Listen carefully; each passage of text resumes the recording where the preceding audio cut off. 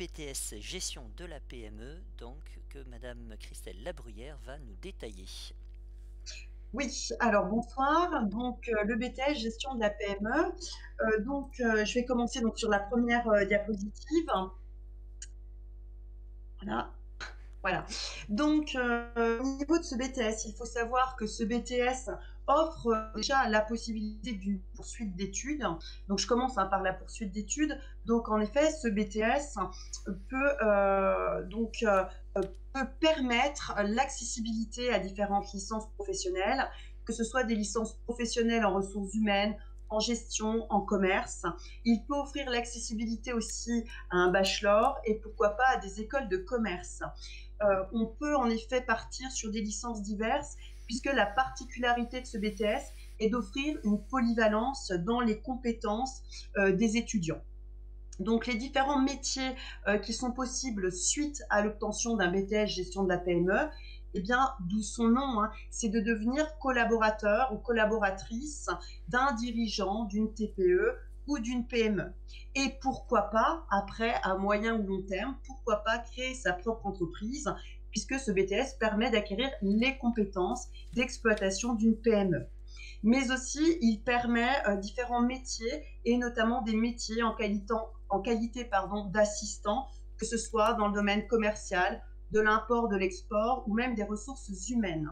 Il permet aussi des métiers qui sont en relation avec la communication globale de l'entreprise, c'est-à-dire des métiers qui sont liés à la communication interne ou la communication externe. Donc, pour accéder à ce BTS, les modalités de recrutement, bien sûr, sont le dépôt d'un dossier sur Parcoursup et les critères qui vont être principalement observés par le jury sont un petit peu, sont divers. Notamment, on va regarder les appréciations et les progrès qui sont relatifs au niveau du candidat lors de son cursus pré-bac. On regarde vraiment, en effet, tous ces progrès, ces appréciations, elles sont très importantes. Nous regardons aussi les appréciations et les compétences en langue vivante, parce qu'il faut savoir que l'anglais est une langue vivante importante et utilisée dans les relations professionnelles. Donc, ces appréciations en langue vivante, bien sûr, sont vraiment observées. Et nous observons aussi les compétences en termes de communication, puisque ce BTS va permettre de former des étudiants à des échanges avec différents partenaires professionnels. Et bien sûr, nous observons aussi des qualités de persévérance et d'envie de réussite. Et donc, ces qualités sont liées notamment à la fiche à venir. Et là aussi, au niveau de ces critères, tout dépend après des critères d'appréciation de chaque équipe pédagogique au sein des différents lycées. Je vais passer à la diapositive suivante. Donc, pour comprendre un petit peu ce BTS, il faut savoir que ce diplôme s'articule au long des 2 années à travers des blocs de compétences. Et les blocs de compétences enseignés consistent dans un premier temps en la gestion de la relation avec les clients et les fournisseurs de la PME. C'est un bloc de compétences très important qui est étudié en première et en 2e année et qui permet de comprendre les relations avec les acteurs proches d'une PME. Le 2e bloc de compétences consiste en la participation à la gestion des risques de la PME. En effet, les étudiants vont comprendre comment gérer des risques qui sont inhérents à la PME. Ça peut être des risques liés au commerce international. Comment peut-on gérer des risques environnementaux? Comment gérer aussi les risques qui sont liés à la santé, la sécurité du personnel dans l'entreprise? Le 3e bloc de compétences concerne la gestion du personnel et la contribution à la gestion des ressources humaines de la PME. Donc ici, l'étudiant va développer les compétences sur l'organisation et puis la gestion du personnel dans une PME. Et puis enfin, le dernier bloc de compétences consiste au soutien au fonctionnement et développement de la PME, où l'étudiant va permettre d'acquérir des compétences pour comprendre le fonctionnement et savoir comment rendre pérenne une entreprise.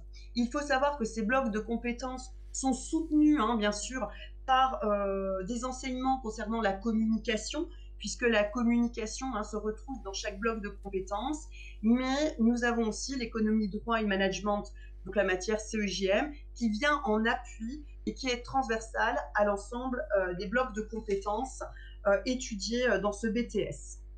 Ensuite, dans la diapositive suivante, j'ai voulu montrer rapidement les différentes épreuves de notre BTS pour bien montrer que ce BTS comprend donc des matières générales, donc comme la culture générale, les langues vivantes, CEJM, mais aussi donc ces matières professionnelles que je viens de vous présenter sous forme de blocs de compétences, comme la gestion des relations avec les clients fournisseurs, la participation à la gestion des risques et le soutien au fonctionnement et développement de la PME. Et donc, nous pouvons voir que l'examen est évalué à travers des preuves ponctuelles, mais aussi à travers de CCF, donc de contrôle en cours de formation. Donc, pour accéder à ce BTS, donc le profil des étudiants dans cette formation, donc c'est en diapositive suivante. Ah, il manque une petite diapositive sur les profils. Voilà, les profils, voilà, d'étudiants dans cette formation. Donc, les compétences, voilà, détenues par le candidat. Donc, en effet, on attend des candidats qui s'intéressent donc au management, la façon de diriger, de prendre des décisions dans les entreprises. Voilà, on attend voilà, une ouverture d'esprit sur les techniques de management, mais aussi on attend des candidats qui disposent de compétences en matière de communication écrite et orale, parce qu'en effet, ce BTS donc, demande des relations avec les professionnels, et il faut donc voilà, qu'il y ait une certaine aisance en communication écrite et orale. De plus, on attend aussi des compétences techniques qui permettent en effet voilà, d'améliorer ses compétences sur la gestion des entreprises. Et ce qui est très important aussi, on attend cette capacité et cet intérêt pour l'environnement numérique, parce que là aussi, la digitalisation est au cœur de ce BTS et il est important voilà, de connaître et d'utiliser les outils numériques qui vont permettre le bon fonctionnement dans une entreprise. Les qualités que nous attendons chez les candidats, c'est bien sûr ce sens des relations humaines et de la communication. On attend aussi, ce qui est très important, l'aptitude au travail en équipe et en mode projet, parce que si on collabore avec un chef d'entreprise, ça veut dire aussi qu'on va collaborer avec l'ensemble du personnel de l'entreprise. Il est important de savoir travailler en équipe. Nous attendons aussi, bien sûr, de l'autonomie de la part du candidat, une prise d'initiative et surtout du dynamisme, parce qu'en effet, lorsqu'on travaille dans une entreprise, voilà, il faut quand même être dynamique et motivé. Donc, les éléments incontournables reprennent ce que j'ai dit précédemment dans les compétences et les qualités attendues, à savoir les compétences en communication orale et écrite, le dynamisme, l'autonomie, les prises d'initiative et un comportement professionnel. Ensuite, concernant... excusez-moi, j'ai les stages à parler et en effet, ma diapositive était juste avant. Voilà, excusez-moi. Donc, il faut savoir que ce BTS comporte 2 périodes de stage sur les 2 années. Donc, en première année, un stage de 6 semaines qui va se dérouler en fin d'année scolaire et qui va comporter des missions qui seront en rapport avec le bloc de compétences de la relation client-fournisseur et qui va concerner aussi le domaine de la communication écrite et orale. Et en seconde année, un stage de 6 semaines qui est situé en milieu d'année scolaire et qui va permettre aux étudiants de mettre en œuvre une démarche projet dans une entreprise. Et donc, ces 2 stages vont être évalués à travers donc, des CCF sur l'année, sur la 2e année de BTS. Voilà. Et maintenant, je vais parler de spécificités de certains établissements scolaires. En effet, ce BTS il y a possibilité voilà, de formation en alternance en BTS gestion de la PME.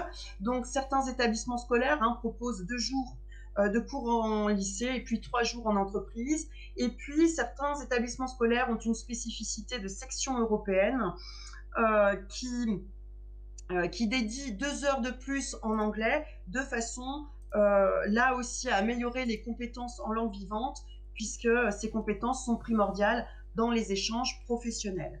Et puis, bien sûr, une dernière possibilité offerte par certains établissements est de pouvoir voilà, loger à l'internat, ce qui peut intéresser certains étudiants.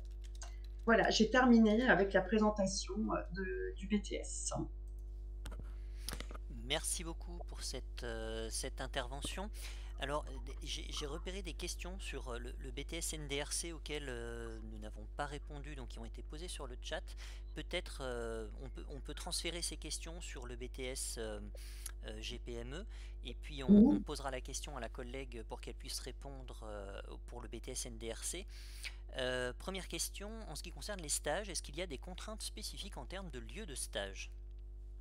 Alors, au niveau des lieux de stage, maintenant, on a ouvert à différentes structures. C'est-à-dire que, en effet, la structure la plus intéressante est bien sûr la structure PME, hein, petite et moyenne entreprise, mais nous pouvons ouvrir aussi les stages à d'autres structures, notamment les associations qui auraient un fonctionnement hein, qui ressemble au fonctionnement des PME, et pourquoi pas aussi des grandes entreprises qui permettraient en effet d'acquérir certaines compétences qui sont en lien avec le fonctionnement des petites et moyennes entreprises. Tout à fait.